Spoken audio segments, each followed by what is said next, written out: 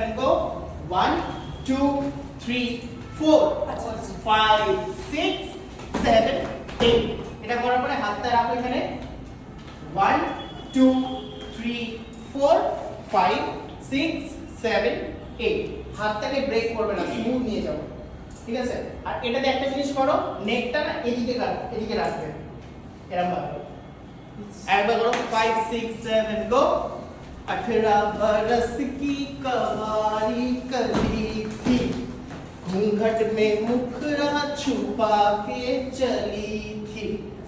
মুখটাকে এদিকে রাখবে, ঠিক আছে?